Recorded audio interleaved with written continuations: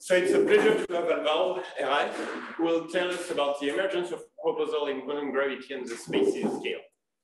All right, so let me begin by, of course, a big thanks to the organizers for giving me the opportunity to present this work here. Oh, let me the organizers also thank you. Yeah, for accepting it. So, fair enough, yeah. Let's see how this goes. Now, so today okay, carrying. All right.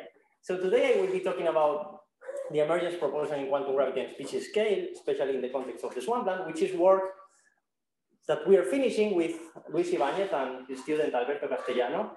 It should be out in the next week, couple of weeks, but I've been saying this for the last month, for a couple of months, so you never know. But no, hopefully this time is true. So let me begin by, I guess everyone here is familiar with the context of the Swampland, but so that we're all in the same page, let me start by the beginning. So we all know these famous numbers, these 10 to the 500 vacua of string theory, or even this bigger one in F theory, obtained by Taylor and Wang in 2015. We could probably go and discuss these numbers also in the light of the Tadpole conjecture, right, Joseph? But we won't go into that. So let's say you take these numbers, and then a typical criticism to string theory was like, okay, so basically, why do I care about the UV completion? So how from the perspective of a phenomenologist working on, completing the standard model or whatever, it's like, okay, so who cares? Basically, every effective field theory that I can think of, I can just add whatever to the standard model.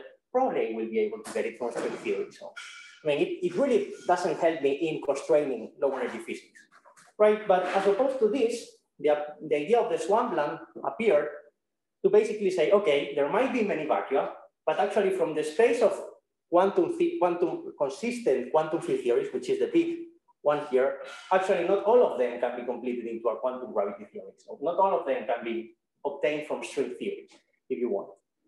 So basically, even though many things can happen in quantum gravity and many vacua can arise, not everything can happen.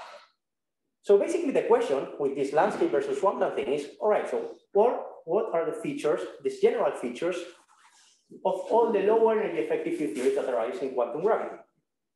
And since we don't have a full non-perturbative formulation for quantum gravity, otherwise we wouldn't even need these questions, these conditions are formulated in terms of conjectures, the so-called Swampland conjectures or quantum gravity conjectures. If you're interested in this topic, there are very nice reviews, but you can see like different conjectures, the motivation behind it, then let's say the way in which they are fulfilled in string theory, the way they are interconnected. This is a very nice way also of approaching this field. But basically, for today, I'm going to focus on two of them. But before, let me show you the outline of the talk. So I just told you this general idea of what is the landscape versus the Swampland. So the talk will have basically two parts. The first one is these two first points. So first, I will introduce the distance conjecture, the weak gravity conjecture, and the emergence proposal.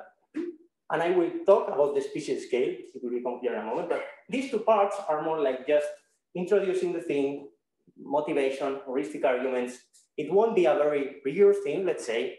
It's just, as I said, some motivation on setting the stage. Now, this is important because it's like the logical way in which somehow these ideas appear. But then what one can actually do is, since we have our quantum gravity laboratory, namely string theory, or even all this is also very interesting. All the Swampland conjecture are also very interesting in the context of ADS-CFT, as we were doing before. Basically, the idea is we have these ideas, we test it in quantum gravity. Typically, we have two options, ADS-CFT or perturbative string theory. So what I'm going to focus on, the second part of the talk, is testing this emergence proposal, which aims to be somehow, well, not a motivation, but actually a reason why the distance and the weak gravity conjectures are fulfilled in the effective theory. We're going to test it in string theory. In precise etaps, we are going to I will go and show you three different setups which somehow give some idea of what we're doing. Then I will tell you other setups in which you can do this. But basically, this is the goal. First, some general introduction, then we go and do calculations in string theory and check these things work, right? So let's start with the first part. So the Swampland distance conjecture. And well, let me also emphasize that these two conjectures that I'm going to tell you about, the Swampland distance conjecture and weak gravity conjecture, are probably the most well-established ones. They are, as I will show you, they are related. I will just show some relations, but they are deeply related. They have been checked in many examples in string theory. And well, probably apart from the no global symmetries conjecture, which I think by now, in physics, people would call it a theorem. These are the most well-established ones. And actually, they are related to the no global symmetry conjecture. So the Swampland distance conjecture is take your favorite effective field theory with a moduli space and define it at a point P in moduli space. And then move along a geodesic to another point Q, which is an infinite distance away. Then, what the distance conjecture says is that there will be a tower of states, an infinite tower of states, with masses scaling exponentially with the distance that will come into your theory. So basically, this is telling you, for a given effective field theory, with a given cutoff, there is a boundary. Let's say you cannot use the same effective field theory to explore the whole modular space in quantum gravity, because at some point you will have to pay some price, namely including states that are becoming light. And actually, if you want to probe infinite distances, it's not just a few states, it's an infinite number of them. All right? This is the conjecture. Simplest example, circle compactifications.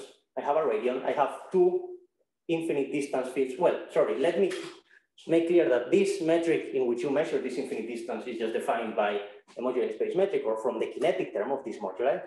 And the simplest example is a circle compactification. I have one modulus, the radion, and then there are two infinite distance points, r going to infinity, r going to 0. The towers that behave exponentially with the proper distance that become light are just the KK tower and the winding tower in string theory. This already gives you an idea of how, let's say, deeply connected these things are with string theory itself, because if you just take field theory and you go to r going to 0, you don't even have a candidate for the tower. So it's already giving a, again, this is all just some intuitive reasoning, but when you go to r going to 0, according to this, you would really need this tower, and it is given by the string winding mode. So it's deeply. Sorry? Huh? So this alpha is an order 1 coefficient, which is model dependent. This, I mean, typically, if you have enough control over your theory, like you go to a particular example, then you can compute this alpha. There are bounds, there are general bounds, for example, for families of models, like, for example, for Calabi-Yau compactifications, you can give bounds for this alpha, which I don't recall exactly, but they depend just on the number of compact dimensions. So it's something like alpha must be smaller than, or sorry, bigger than 1 over square root of the, I don't remember the exact formula, but you can give precise bounds for these things in particular models. At this level, it's an order 1 coefficient, but you cannot make parametrically different than 1 by moving in modular space. It's independent of that. Okay. Yeah. Yeah. So I was asking, like, what would happen if the modular space is compact? Well, the idea is that actually there should the part of the conjecture. Yeah, it's implicit actually, but part of the conjecture is that there should be at least one infinite distance point always in the modular space of quantum gravity. And this is what typically, again, for the greater than 3 you see in the examples. Okay. And the measure, this distance metric on the modular space is a choice, right? It's not a unique one, not always. It's unique. It's unique. It's unique. Yeah, it's a metric in modular space that you can read. Like at the level of the effective field theory, you can actually read it just from the kinetic term of the you define it if you want at the level of, since we are all the time trying to work with the effective field theory, you define it from the kinetic term. As we will see these corrections and so on, and this is at the heart of this emergence proposal, how this metric is generated. It's a one-way proposal, meaning infinite distance implies infinite tower, but infinite tower doesn't imply infinite distance. Okay, this is a big spoiler for me. That's what I'm going to try. No. This is, I'm going to try, this emergence proposal, as I will tell you in a moment, goes along this direction. Says, okay, so actually every time I have an infinite tower, I will generate in the infrared the infinite distance. But I will tell you about this in As a an few example, seconds. and Baja kept on running our for 5 years. Okay, great, Yeah. perfect. All right. Go. Yeah. So just two questions. Do you assume something about the kinetic coupling in the EFT or the number of derivative terms you have in your EFT? Yeah, this is, so everything I'm going to talk about here, so you're asking about higher derivative correction thing. Everything I'm going to talk about here is about the kinetic term, so just the two derivative level. The calculations that I will do actually, if you're familiar eventually like with Gopakumar-Bafa and so on, are similar to them. Gopakumar-Bafa calculate higher derivative corrections, for example, by integrating towers of the 2D zeros, wrapping relevant cycles, whatever. We're going to do similar stuff, but extracting the correction to the kinetic terms. So basically, this is only about the two derivative level or part of the action. The other things can get corrected as well, and typically they do by these towers or whatever. But I'm going to focus on the kinetic term, which is the one that defines this term. Okay. Any other questions? Okay. So then let me go to the second conjecture, the weak gravity conjecture. In its simplest form, it basically says that whenever I have a U1 gauge symmetry coupled to Einstein gravity, I must have in the spectrum at least one particle whose charge is greater than its mass by another one factor, which is just the extremality bound of black holes in that field. So basically, this is just required. The original arguments were along the lines of saying, okay, extremal black holes must be able to decay, so I should have something. Well, this should be this shouldn't be a field. It should be exact because this is the order one coefficient. I will explain because I know that when Swampland talks start putting twiggles, it triggers some people. Greater, right? Equal is fine. It's strictly or equal. Yeah, exactly. I just mean that this trigger should be unequal. Yeah, exactly.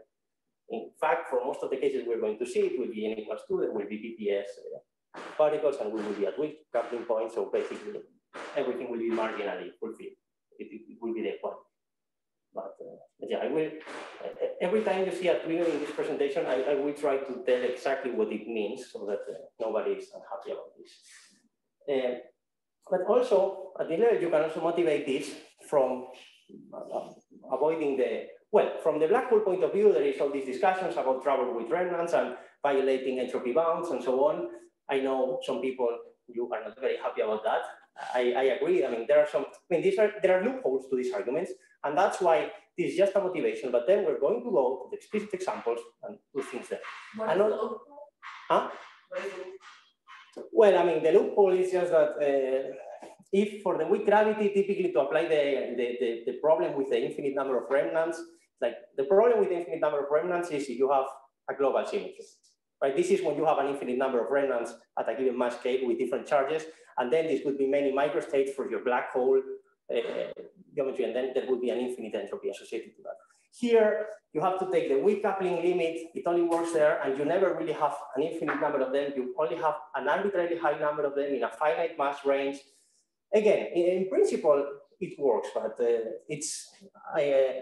let's say you're also assuming that Hawking evaporation works all the way down to the order of the Planck mass. There are just some assumptions which seem reasonable, but I'm just trying to take a very conservative approach here. So I'm saying, I don't know of any example where this doesn't work, let's say, but I agree that there are people that can be unhappy with the level of rigor of these arguments. So for that, we're going to go into the more detail. I don't know that there's a hard contradiction with the existence of extremal charge stable black holes. I mean, it's something that you may not like, that's what motivates this. I don't know that there's a... That was exactly my question. Yeah, no, exactly. But so it's something that you may have a kind of feeling that this should evaporate. But, yeah, no, but the point is like, if... Oh, so you say having an arbitrary... What is right about remnants? This is the question I asked you, right? I don't think there's a contradiction of entropy bounds. But yeah, but... The trouble with remnants doesn't apply to them.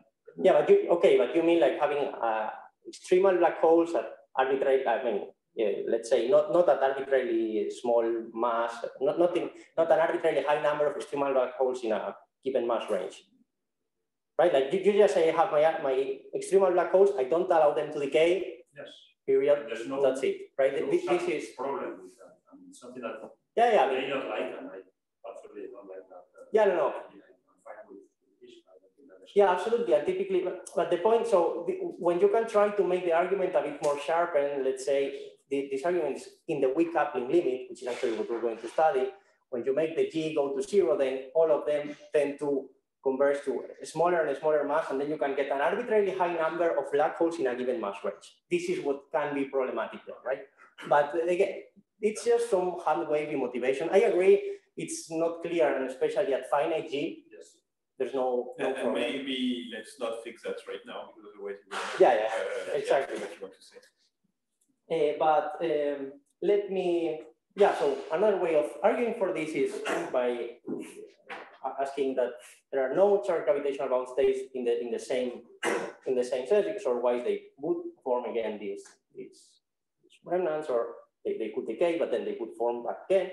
So basically the idea is, okay, I need some particle in the spectrum which is self-repulsive. Okay, this is nice because you can also generalize it to scalars case. And then again, in the weak coupling point, this formulation and the extremality formulation converge, and you can basically ask for self-repulsive particles, all right? But actually, it's more than that.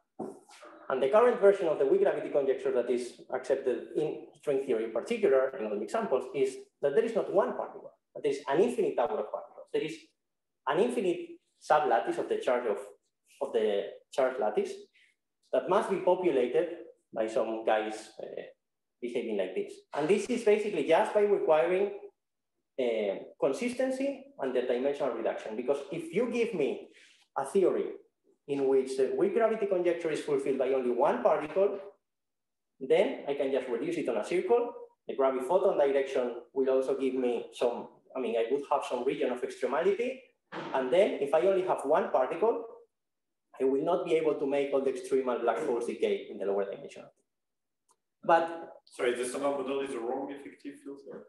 No. But again, the problem. So the problem with the weak gravity conjecture, and the thing why it is not very predictive, and this is the bad thing. This is what probably everyone in this Swampland community would like to sharpen, is at which scale must these particles be? Because at this level, I'm not telling you what mass scale this particle can be, so you can just tell me, okay, I give you this effective field theory, and then I could tell you, what, at some higher energy, I just add the particle, whatever. Again, all these things become much more clear in the weak coupling limit, because then these things must become massless, must become arbitrarily massless, and actually these towers are the towers predicted by the weak gravity conjecture. There is a nice connection there, and actually what we see is that this, what I will try to tell you about is that these gauge couplings, so that the weak gravity conjecture is fulfilled and the distance conjecture is fulfilled, can actually be seen as emergent from integrating out the towers of particles. And if you begin with a theory that cannot be the dimensional reduction of another one, but I can only dimensionally reduce that one. What I start with, say, 10 or 11 dimensions. Mm-hmm. In that case, you expect that, the weak gravity conjecture, it tells you that there should be one. Mm-hmm. And in that case? No, in that case, there must be more, because what I'm saying is you take that one and it's only fulfilled by one particle. Yes. You reduce that one on a circle, yes, and then the 9-dimensional theory would be, it would not fulfill the weak gravity conjecture. So if I require that for a given theory, the weak gravity conjecture is fulfilled, and for any reasonable compactification, the simplest one I can think of is a circle, it must be also fulfilled, because otherwise it wouldn't make sense, then you get that you need a tower in the parent theory, if you want. How does it go from 4 to 3? Sorry, can you repeat? You try to go from 4 to 3?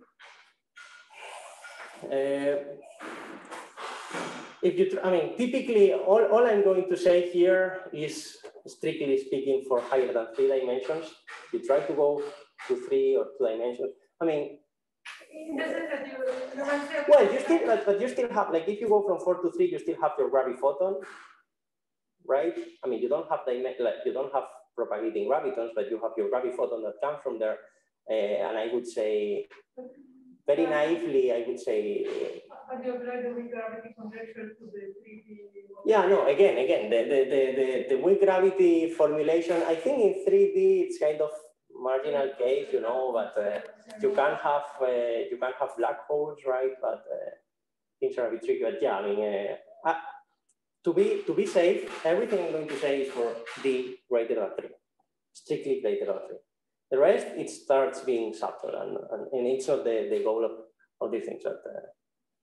But yeah, is that okay? I mean, it is what it is. It's all I can tell you. Basically, all these arguments and so on break down when you go to 2 dimensions for sure. 3 is kind of, some of them go through, some of them don't. So it's murky there. So let's just do it for d equal or greater than 4. Or sorry, I may miss something. But for me, in all example in string theory that you are thinking about, probably each of those charged particles is always in the same multiplet as the spin 2 graviton, right? So that's why also you need the infinity many, such that you're like, let's say if you just do this reasoning and the extra direction to which you apply it is the graviphoton. But if we go wider and think in general of any effective theory that should be fine with quantum gravity or things like that, I don't see why such a charged particle from the argument of the evaporation or whatever should be in the multiplet of the graviton. Otherwise, it should be infinitely many. No, but so the point is, in general, if you have more, like if you have several U1s, you need to fulfill some stronger version, which is kind of the convex Hall condition to make sure that all your extremal black holes can decay. And then whatever you have there, like if you make, like if you just use that, the particles that are fulfilling this thing and you extend along that direction, you combine it with a graviphoton, then you can form extremal black holes there. And if you require them to decay, then it will always, I'm thinking of the fact that they are infinitely many for me is because there is a spin 2 particle with this charge and this mass. If there is no spin 2 particle, I don't see. Yeah, well, if there is no spin 2 particle, you mean no replicas in this KK case, or just the spin 2 particle mass? No, the graviton. Charge on this mass. Like you would have the electron would fulfill that, and there is no spin 2 particle in the standard model. So there's no gravity in the standard model, you mean? Well, I'm adding gravity to the standard model, but not a spin 2 massive. Okay, no spin. Sorry, I'm not really understanding what you said. So you're saying this particle that fulfills this thing must be in the graviton in the same. In string theory, you always have infinitely many of them because I have the gravitons that they correspond to. Since there is a spin 2, you need infinitely many to have a consistent limit where they become massive. Yeah, but okay, yeah, but that would be that would be that part. But as actually we're going to say many of the times these towers that are fulfilled there, they are not part of the same multiplet as the graviton replicas. They can be they don't correspond to exactly. They don't always correspond to. I mean, typically because sometimes also like the U1, like the graviphoton, for example, if you do, for example, Calabi-Yau compactifications and so on, it really doesn't come from the metric of the component of the metric from reducing because you don't have non-trivial one cycle. So the graviphoton in the hypermultiplet comes from some Ramon vector field reduce or whatever, and then it's that the particles charged under that, so the corresponding deep range wrapping the corresponding 3 cycles that can be this, can give this tower. We will see this in some examples. But how many times? Very well. So let me tell you the proposal, and as Joseph anticipated. So the emergence proposal in this context is, in a theory of quantum gravity, all light particles in the perturbative regime, so all these particles in the effective theory, have, well, this would be the strong version, have no kinetic terms in the UV. And the kinetic terms appear as an IR effect of integrating out this tower. So basically, what we are saying is, imagine I have this kind of, so this is the modulus we were talking about, for simplicity, I have that.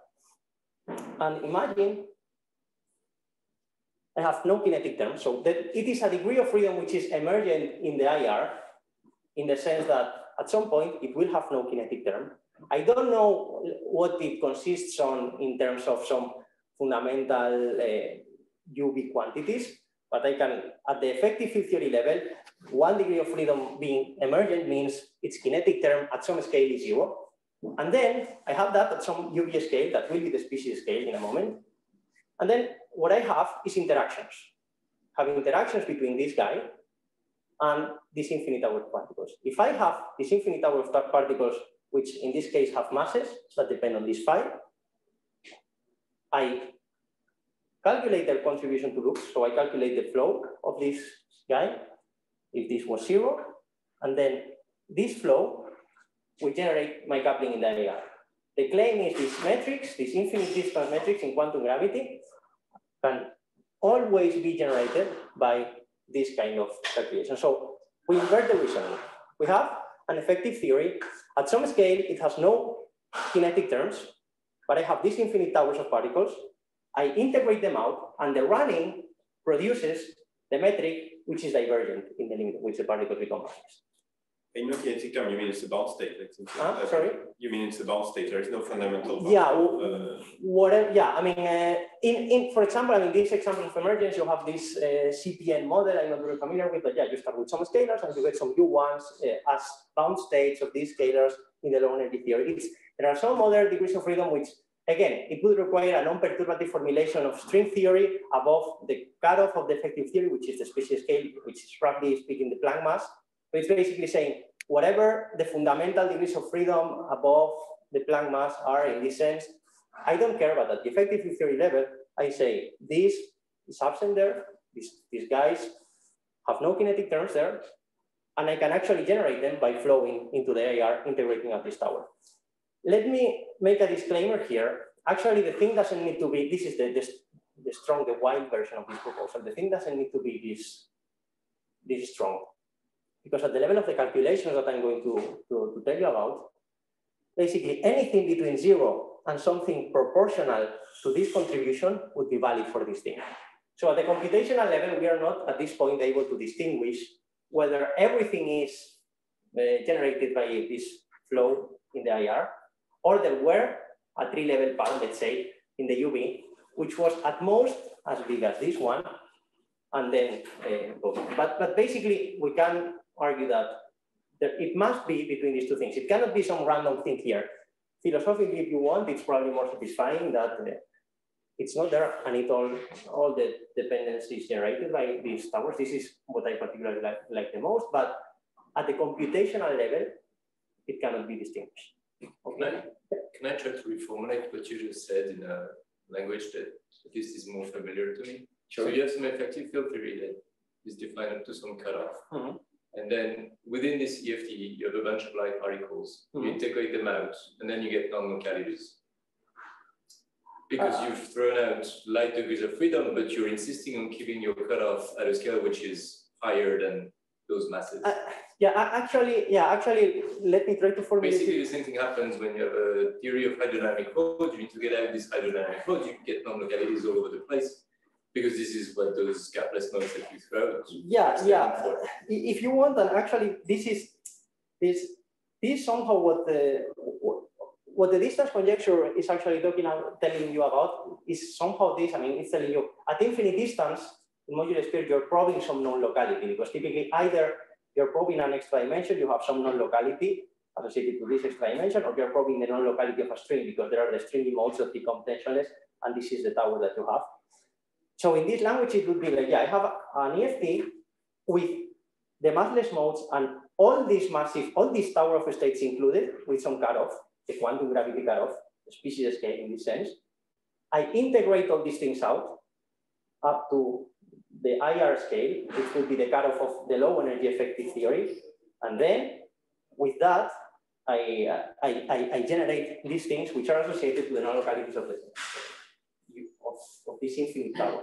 Because the fact that this tower is infinite as you go, we calculate the limits, is basically the infinite tower of operators is your way of encoding the non-locality. Right? Can I just ask one question? Sure. The realization of the kinetic term, that's what the wave function of normalization. Right? What we usually do is we keep the kinetic term fixed because we want our fixed to validate, and then we normalize the rest of the. Mm-hmm. So, but you're not doing this here. No, that's it. And actually, what that's what I understand as a bound state. It's not something that is probably. Sorry? That's why I understood phi as a bound state, not something that is part of the UV theory. Yeah, so somehow above this scale, it's some, Yeah, I mean, yeah. below this scale should be some bound state, above it, it should be something different. But basically the idea, and all we're going to do here actually, it's very physical because we are fixing this Yes. boundary condition here in the UV, and then we're identifying the physical cutoff, which is the species scale I'm going to tell you about in a minute. And basically from there, you go down, and actually this is what, the surprising thing is that actually you get what you would say, like from, if you had the effective theory and you had your kinetic term that you generate, you would say, okay, this is what I'm keeping fixed. And actually this is what you're generating in this setup. Okay. Okay, similarly for the gauge couplings, I mean, since this is just given by a kinetic term, you can also generate gauge couplings because they're just given by kinetic terms. If you have an infinite tower of charged particles, the game is basically the same. You just play with these loops, and oops, sorry. And basically, this is related to the infinite distance in the distance conjecture, and this is related to the weak coupling behavior of the weak gravity conjecture. Yes, typically these weak coupling points are also at infinite distance. So if you move along the modular space and you go to an infinite distance point, typically you get a tower. Their masses give the couplings with these scalars, with these moduli. That's how this interaction happens. And if they are charged under some P form, actually, that becomes weakly coupled, they also contribute, these towers also contribute here, and they will normalize the kinetic term for the P forms. So the rough idea would be something like, as I was saying, this is just, oh, yeah. So if I just take the example of the infinite KK tower, what is this phi? How does it do? What is this? It's a radium. This, sorry. Yeah, I know it's the radium, but how do you see it as, what exactly do I do to generate a sort of a kinetic function? So basically, what you do is you have the spectrum of particles. You know how they depend on the radium. So basically, you have a mass term for the particle, for the KK modes that depends on the radium. Basically, this gives you some interaction. You can expand that mass, and this gives you some interaction between the radium and the KK modes. You integrate this in loops, and then you see the contribution of that to the 2-point function of the radium. And there, you see that you actually generate the 1 over r squared, right? Typically, it's partial r squared over r squared, what you get from KK reduction, because this is the logarithmic, the exponential. Yeah, I guess my question is, how do I get the field from this radius? So this will give me a tower of masses, right? I can see that they scale like integer over r, and then I'm promoting this R to a field. Yeah, you're promoting this R to a field, yeah. I mean, because again, this is, so what you see in the low energy description, you identify this is your modulus, the radial. So then what you want to say is, okay, I have this tower of KK modes, I have some UV cutoff, the species scale, I integrate out this tower, and then I generate the kinetic term for this radial. Whatever this radial is above, sorry? The radius had already one in the UV, right? Yeah, but it's typically a field that again, but this is the very non-trivial point. So actually, and this was even noticed by Strominger when resolving the conifold by integrating in one particle instead of an infinite number of particles. What is very intriguing here somehow is this mixing between the classical part and the quantum part, which is actually something that happens in quantum gravity. So quantum and classical is not duality invariant. So it's like, I start with a theory, I dimensionally reduce it, at 3 level, I get some kinetic term. And then I'm telling you, this kinetic term, which apparently was classical, I can also generate it by quantum corrections, integrating out this infinite tower from the UV. This, I mean, this is not something complete, this is not general. I mean, this is not something that if you just invent some random theory, you couple it to a random tower, and you integrate this out, I mean, you get some effective theory. You just invent some kinetic term, and you give a tower. It's not guaranteed that this infinite tower will generate the same kinetic term because you can just change it. You can just invent it, right? But the fact that in gravity, in string theory, it seems like what you're getting somehow from some classical KK reduction, for example, I mean, this is also the case for stringy towers and so on, but for simplicity, for KK reduction. And the fact that this is actually, I mean, there is some classical singularity in the modular space at infinite distance, if you want, because you just reduce KK 3 level. But it is somehow cured by including, or it is as if it were explained by including an infinite number of quantum corrections. And this is very puzzling, actually. I mean, why these two things give the same result? This is not clear. What I'm saying is, if it's the same kind of reasoning as a conical thing with an infinite tower, what I'm telling you is, okay, assume I just give you the fields, but I declare that at some UV scale, they are not, they have no kinetic terms. For the mass because for me the radius is kinetic term at all scale. Because you're getting, yeah, but because you're getting it from the dimensional reduction. But what I'm saying is, just don't consider where this is coming from. Just as an effective theory, I'm telling you, I'm giving you an effective theory which I declare has, at some UV scale, has no kinetic term. But you declare it. That's not up to you, right? No, but this is from the effective theory level. But what I'm constraining at the same time is, but there must be a tower of interactions, so an infinite tower of states that couple to this field, such that what I generate in the IR is actually what I expected if I were getting it from a UV complete theory. For example, some quantum theory or whatever, compactified.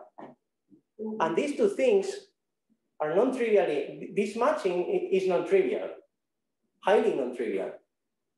And what we are saying is, from the EFT point of view, if you want, you can formulate it as, what quantum gravity is giving me is, I have this field, so the massless fields don't have and kinetic terms in the IR, but I need these infinite towers.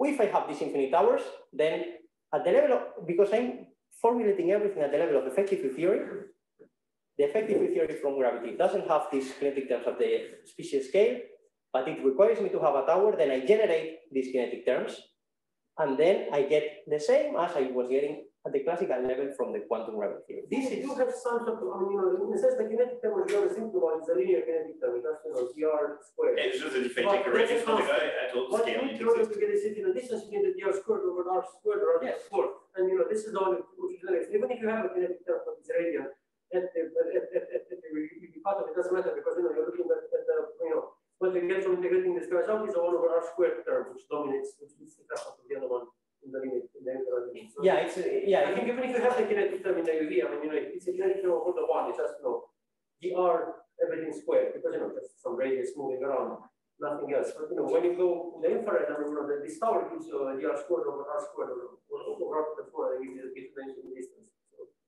I think it's a dr squared over r squared. It's already right. Yes. Sorry, I'm having some problem here. yeah, hopefully it will get here. You should go ahead. I think you should go ahead. Yeah, if I manage to go to the next slide. Yeah, but actually, this is what I meant. Like, if you had this, since this is a finite part at the computation level, and we are going to generate a divergence here, it wouldn't like. I think this is what you're saying. That's right. That's somehow, but you can have a finite part. I mean, nobody stops. The red part can be finite. It's irrelevant. But again, it's the same. It's very similar to the conical thing. Like the conical is not at infinite distance, but it's a singularity in geometry, and you get that at 3 level. And then it is as if you integrated out the black hole that becomes massless there. But basically, you are not really requiring that. I mean, sorry, you're not really saying that. Again, you're not saying that you cannot capture it by the classical reduction only, or you're not saying that you cannot capture it by integrating out this particle. But if you started with just the conical without the singularity with the particle and you integrate it out, you would get the same thing from the effective theory. You start just with that, you would get the same result. Is that clear? Well, maybe with the some positive concept clear, but yeah, as I said, this is one possibility, but again, I'm not particularly attached to this really being 0 there. But what I want to emphasize is that even anything between 0 and what we are generating can work, but integrating out this tower is generating the precise field dependence that gives the divergence. So the recipe to obtain these things, again, this is what I was saying. So you start with the tower of states, Start with the tower of states, you identify the cutoff associated to this tower of states, find the couplings of these states to the modules or the p-form that you want to generate, and then you just sum this contribution to a loops and you generate the IR. Okay. So, how am I doing on time? Very bad, right? Yes. All right, so let me very quickly then introduce the species scale because it will play a crucial role here, and then we go to the examples. So the species scale was introduced by these people as the natural cutoff of a weakly coupled theory, of gravity in the presence of a high number of light species, n. And it's basically, the form that it has is this, it's just the Planck mass divided by the number of species below this scale, so it's an implicit equation, to the power of 1 over d minus 2, d is the dimension. Again, first motivation, then computation. There are two motivations for this. One comes from perturbative arguments, so just considering again, looks, this was done by Wally and these people some time ago. So if you just compute the contributions of the n light species to the propagator of the graviton, and you do this, I mean, basically this is the perturbative expansion, this would be the tree level here for the graviton, and this is the extra part that comes from these loops. This is tricky for gravity, of course, but you can ask at which scale would this perturbative expansion break down? And then this is basically when this term is of the order of this one, so neglecting perturbative corrections, you get precisely from equating this to 1, you get this dependence on the number of species. Now, there are also non-perturbative arguments, which basically you can consider a black hole in the presence of n species and how it decays by Hawking radiation. And what you can see is that the smallest any classical black hole that you can construct that decays on a time which is given by the inverse of its, by the same scale as its length, is actually of the order of the species scale, not the Planck mass, because this process of decay is enhanced by the fact that you have n species available for the decay. So it's actually a black hole of size given by the Planck length would actually decay much more quickly than the Planck time in the presence of n species. So basically it would not be a semi-classical black hole. And in this way, you see that the scale that corresponds to the length and the time and the decay time given by the same scale is actually the species scale. But I think it's more illuminating to just compute it. Well, let me just say that you can include log corrections. We do it in the paper. It just amounts to, roughly speaking, changing log to n log. But I will mention them when they are important. But it's probably more illustrative for this, to motivate this species scale to compute it in some examples, some simple examples. Again, this can be generalized, but consider, again, let's go to our favorite case. So far, we're not doing emergence or anything. We're just calculating this cutoff. Consider a d-dimensional effective field theory coming from this higher D theory, compactified on Alvaro. What is the species scale in that case? So if I give you a small d theory, and I tell you it is coupled to gravity and it has some Planck mass, from the effective field theory point of view, you would expect, okay, and I have some massless mode, you would say, what's the natural cutoff for this theory? It's a Planck mass. Okay, right. If you know this comes from some dimensional reduction, then you would say, wait, it is the Planck mass of the higher dimensional theory, right? Because that's below, I mean, if I have a small torus, for example, that scale is below, so I know in the UV completion, the cutoff is the higher dimensional Planck scale. Actually, what the species scale is doing for you is precisely capturing this. If I start with my effective theory, lower dimensional effective theory, and I count the number of species that correspond to the KK modes, and I compute the species scale in the presence of these KK modes, what it's actually giving me that the species scale from the lower dimensional theory is the Planck mass of the higher dimensional theory. So the information about the higher dimensional theory is captured by the species scale and the presence of the tower. So it really, in this case, it's really capturing the UV cutoff associated to gravity of the full UV theory if you include the information about the tower. Which is what one would expect for a reasonable quantum gravity cutoff, right? Also, let me mention that if you include the zero modes, then everything is compatible, but it will not play an important role, and I'm bad with time. So Now, second example, what happens in a string theory? In a string theory, again, imagine I have a weakly coupled string, and I tell you, okay, so if I just have the zero modes, I would say, okay, the natural quantum gravity cutoff is the Planck mass. But wait, no, we know it's the string scale. It should be something of the order of the string scale, right? That's where the new physics are coming from. So actually, if you compute the quantum gravity cutoff, the species scale, in the presence of including the tower of stringy modes, which have a mass given by this, well, a mass given by this, and you see the point. And a degeneration at each level for the high levels, I'm taking always the weak coupling limit, so the degeneration of each level for the high levels is exponential like this. And you compute this here, basically, this NS is giving the highest level with a lot of states because of the high degeneration. What you get, let me just skip the details, is that actually up to logarithmic corrections, which is this square root of NS here, this goes as the Lambert function that basically diverges logarithmically, up to logarithmic corrections, which is what was always argued, these two scales are of the same order. Okay, so basically these logarithmic corrections are really important because, you know, if you start with your string theory and you just go up to the string scale, and then you say, okay, I must have the species scale here at the same scale as the string scale, but if you really fix them at the same point, you would say, okay, but what are the light degrees of freedom contributing to this? There is nothing, because below the string scale, it's just the zero modes. So what is this infinite term? So basically, this logarithmic correction makes the counting make sense. So it's basically, it's a little bit above the string scale, only logarithmically above, so it's a leading, so up to logarithmic correction, they are the same. But basically, it takes into account the fact that there should be a lot of states here separating this thing, but they are very close together, only subleading with respect to the behavior of the fact.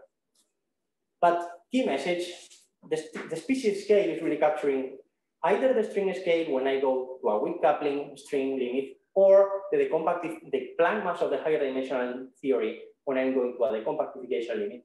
And these are basically the only two limits in which you actually generate infinite distances in string theory, as far as we know, or some duals of this.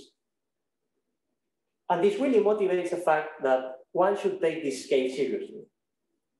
Now, as I said, this was a bit of an heuristic discussion so far. I was planning to spend like at most 20 minutes on this. I did double, but let's now try to make things a bit more precise and more well-defined in the string theory stuff. So first, I will just make a very brief recap of some results that we use here, and then we go to the results. So just for future use, what we are doing, as I said, is just computing the wave function renormalization of these kinetic terms.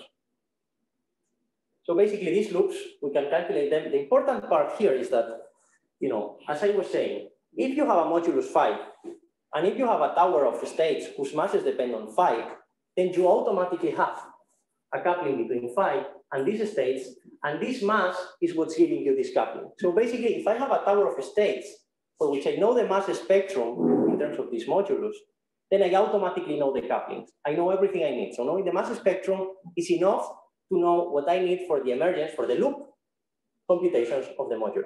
If I want to do the same for p-forms, I need to know the spectrum, but I also need to know the charge. These are BPS objects, for example, then this is the same, but there is some extra information that I typically need if I want to do this thing with p-forms. But with scalars, this is what I have. I can calculate this. I can introduce, it's a simple loop calculation. I can introduce a cutoff, and basically this diverges as this, depending on b greater or smaller than 6. These are the kind of results that we are going to use. Now again, what does this figure mean? This is the only part, so we can solve this exactly with a cutoff. It is a function, a complicated expression in terms of hypergeometric functions. One can expand that in two limits, which are relevant ones, which is when the cutoff is much higher than the scale of the masses, and when the cutoff is of the order of the scale of the masses. These are the two cases I was telling you about, the KK tower and the stringy tower, somehow. In both cases, there is an order 1 coefficient here, which is different, but it only depends on the number of dimensions. There is no field dependence there. But the the asymptotic dependence on the coupling and on the cutoff is the same for both limits. So basically this is what is going to generate for me the field dependence. I'm retaining here all the field dependent part contribution to the 2-point function. The fact that I am not able to capture the order 1 coefficients, it's actually not related to the loop itself. It's more related to the fact that the species scale is defined up to order 1 factors. So it really doesn't make sense to keep track of these order 1 factors.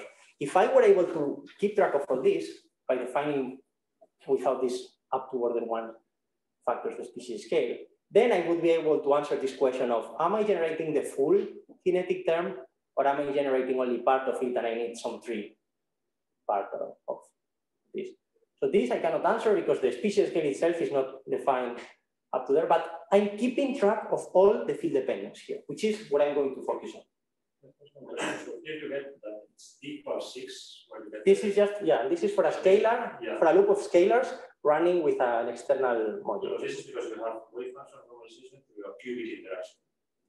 Yeah, through these interactions. But in general, it could be something. Yeah, in fact, if, for example, here you consider fermions, you get d = 4. Yes, which is what I would. Which is what we're used to.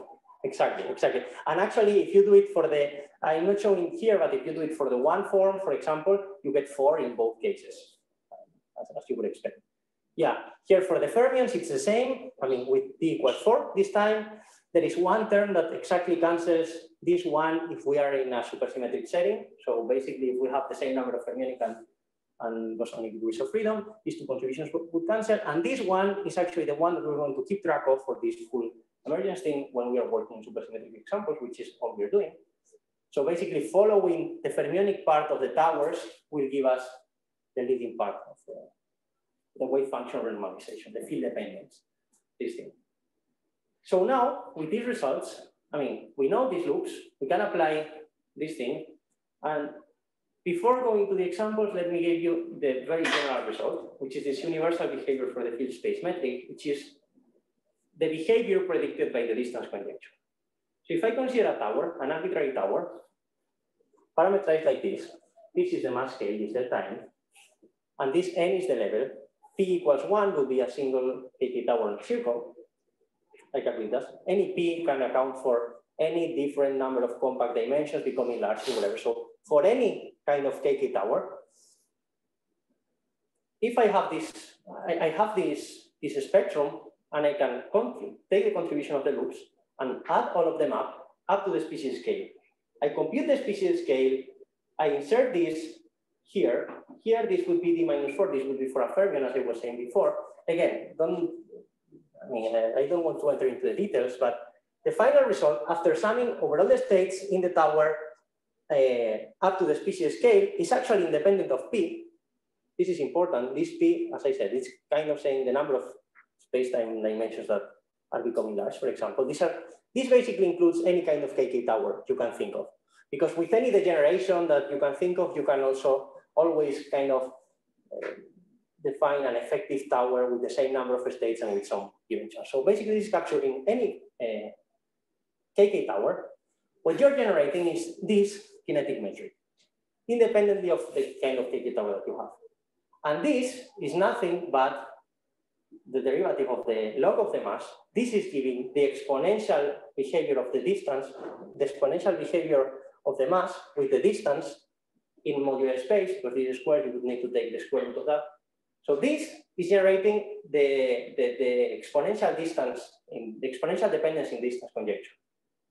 Just knowing for any KK tower that you want, you generate this. So basically what I'm telling you is for any KK tower, in the IR, you will generate what the distance conjecture tells you that you should get. And this is very general and this is very simple, because as I said, the good thing here is that only knowing the mass spectrum is enough, because the masses give the interactions, because I'm working with the modules. If I do this for this was noticed by these people here, but there is another relevant limit, which is when we have stringy towers with the degeneration, the exponential degeneration that I was telling you before, you can play exactly the same game. It doesn't matter if you do it in heterotic, in type 2, whatever. This would only change some prefactor here, some monomial prefactor here. What you get, again, is the exponential behavior of the mass with the distance just from any stringy tower. So basically, from any KT tower or any stringy tower, you integrate out the tower up to the species scale, and you really get the infinite distance in the infrared. So again, you can think of it as I have the towers.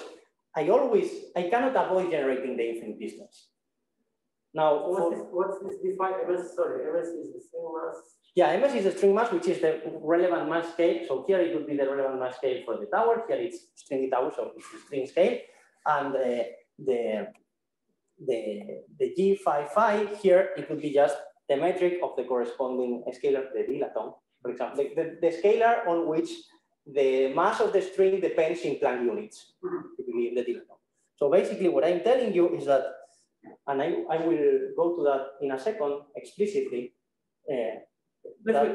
for any tower, this is the scalar on which the mass depends. If I have this infinite tower, the distance generated by these loop corrections will always be of the form required by the distance conjecture. So you can start with the infinite tower and you cannot avoid the exponential behavior. Whether you have some tree part or not, again, I won't enter into details there because, yeah, sorry, no, but I would expect in any superstring theory to have a cancellation between boson and fermion, at least asymptotically in N, whereas here you just sum up them. Yeah, but basically, this is this thing I was trying to say here. So you have the cancellation of these parts. This part, the bosons here cancel with this part of the fermions. But then there is this other part which is not canceling. So for example, if you compute like the contribution to the mass, these things cancel in the same way as these things cancel, but there is one extra piece here, so it does not cancel identically. These two contributions do, this one does not. Yep.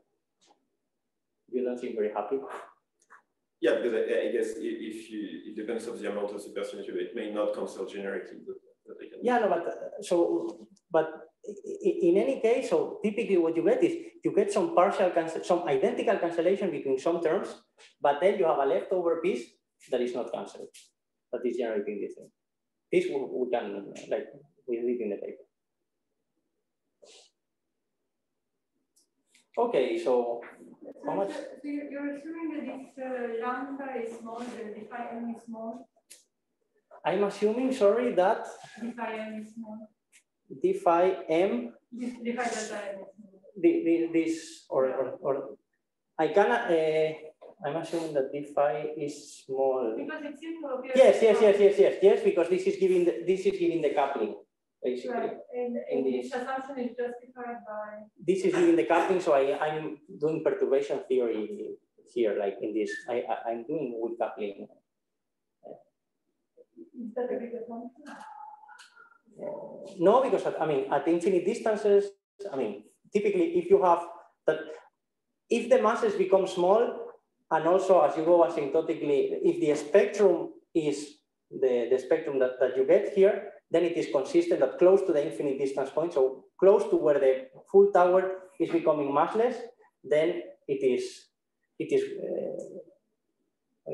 when the masses are becoming, when the towers are becoming massless and also not evolving very quickly. So this is generic in modular space, close to the infinite distance points, and then the assumption is it's the same as the weak coupling in the U1 or T-form case.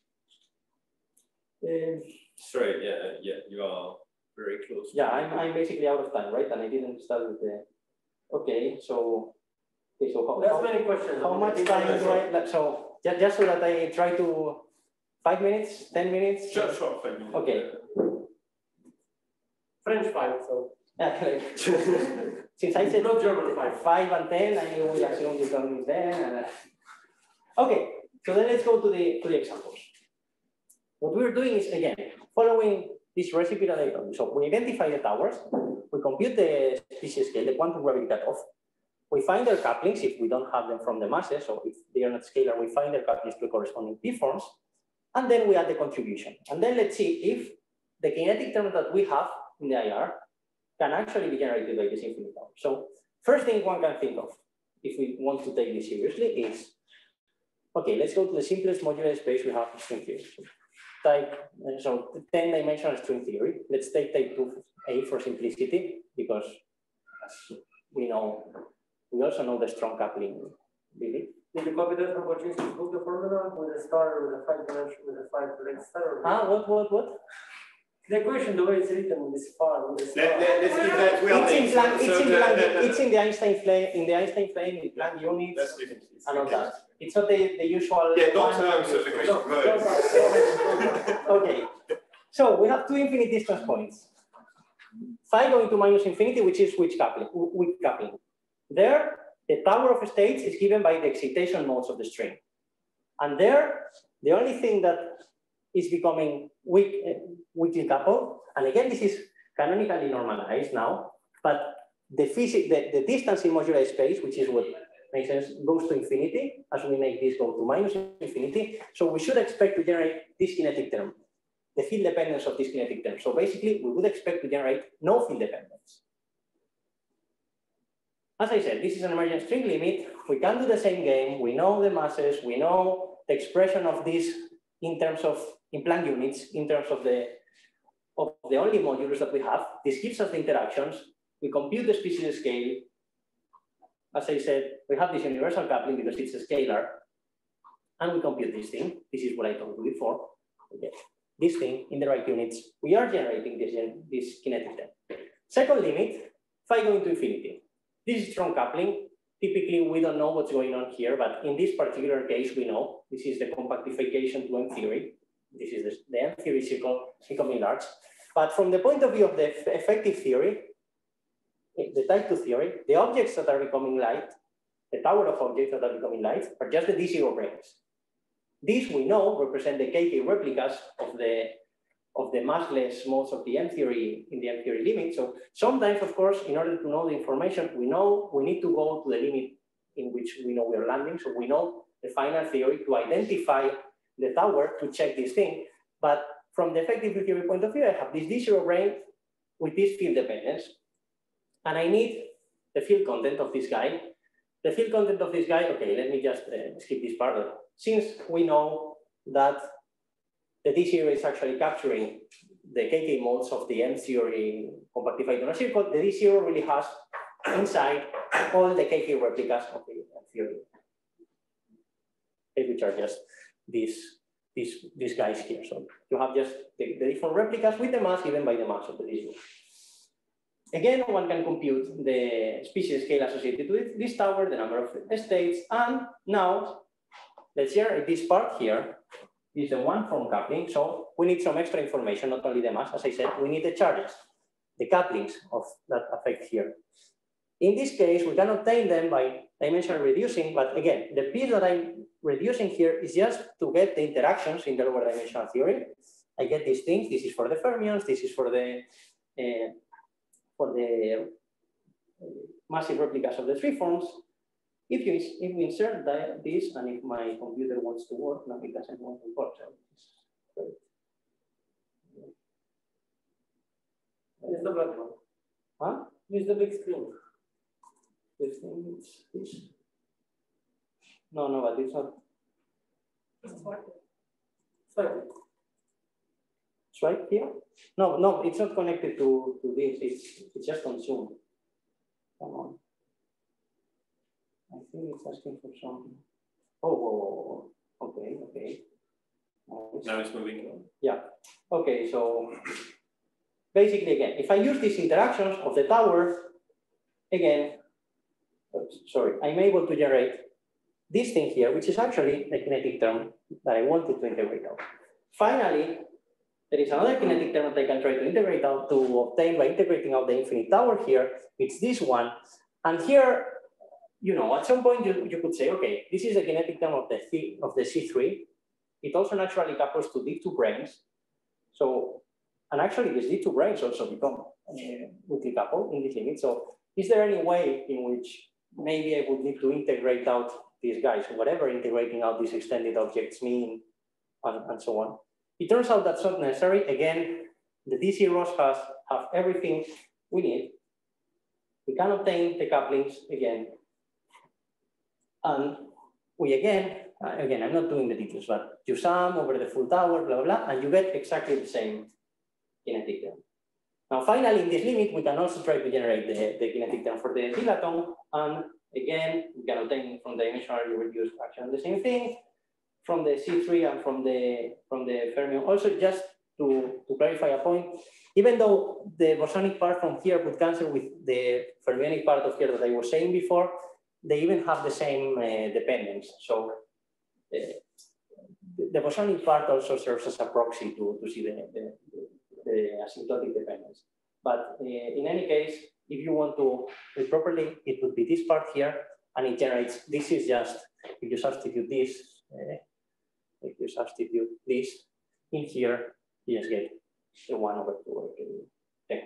So basically we're generating all these guys here. Let me just make a very quick comment here, which is the fact that you've got your German 5. Huh? Okay, I got my German 5. I have my other 5, and okay. But the important piece here is, you know, this term here, the field dependence of this term here, we're generating it in two very different limits from two very different towers. And from the effective field theory point of view, I couldn't think of two towers which are more different than a KK tower and stringy tower in terms of the generation, charges, and so on. And it's very interesting that we are able to generate the field dependence for the same guy in these two very different limits coming from two very different towers. And the fact that this happens is actually because some of the structure of the tower is basically washed out by the cutoff. It's really important here. So all these things I'm telling you would not work without really properly identifying this cutoff as the species scale. And somehow it looks like the fact that it's including the right number of degrees of freedom, it gives that for so very different towers, stringy tower and a KK tower, to generate the same field dependence for one field in these two limits. So I just want to emphasize that, again, I'm just telling you some things that are intriguing.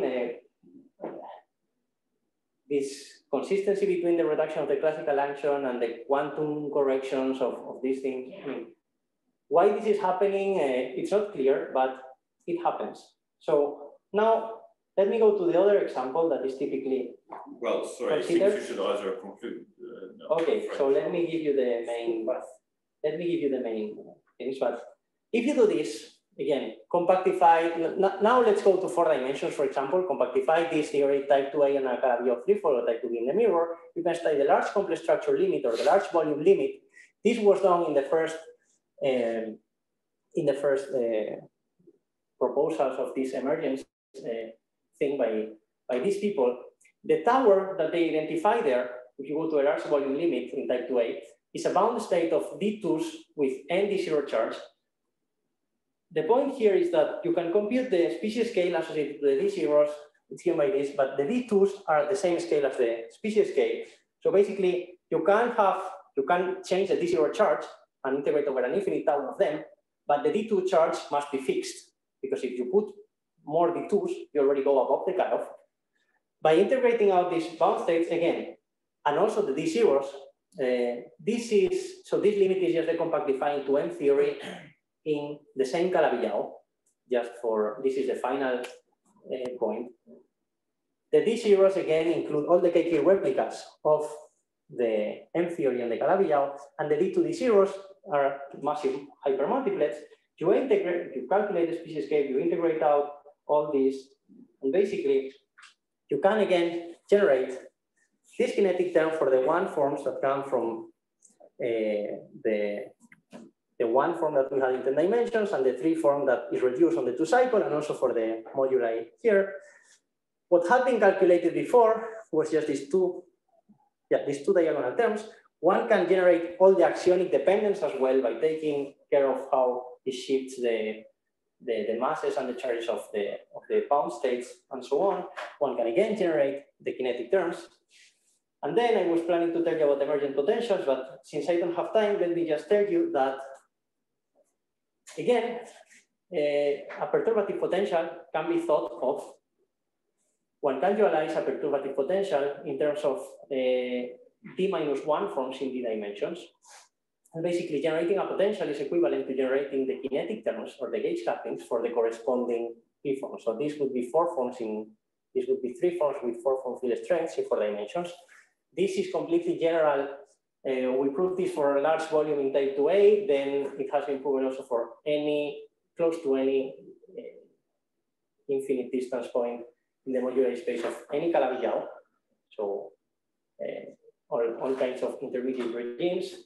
There's a very nice game here. I unfortunately have no time to tell you, but since here we need to generate not only this part that depends on the volume, but this part that depends on the 4D dilaton, it's kind of, first I go to the same limit as I was going before, 4D to 5D, type 2 on Calabi-Yau 3-4 to M theory in the same Calabi-Yau 3-4, and then I decompactify M theory. So by following these two parts, by integrating out the tower of gravitinos, for example, coming from the 3-fold decompactification and for the M theory circle, you can generate with this part, you can generate these parts here, with this part, you can generate this part here, which was not present before because for the one form there is no dependence on the hyper multiplet here. Okay, I could give you the details, but let me just quickly jump to this. So other results, we computed the species scale. These things that I didn't have time to tell you, but you can do the same in 7D theory and with the Calabi-Yau or Calabi-Yau 3-folds, go to the 8D theory limit, 6D theory, there's an emergent string here, an emergent theoretic string, this is KK towers, this is emergent strings. You can do these things for all of them. There are other limits that correspond to partial decompactification that gets you get the structure of these metrics. There is type 2 on Calabi-Yau orientifolds as well, which is not exact in this case because we don't have an equals to. But we can do the one loop thing. And then the summary of the open questions, let me just flash it here and conclude. That's it.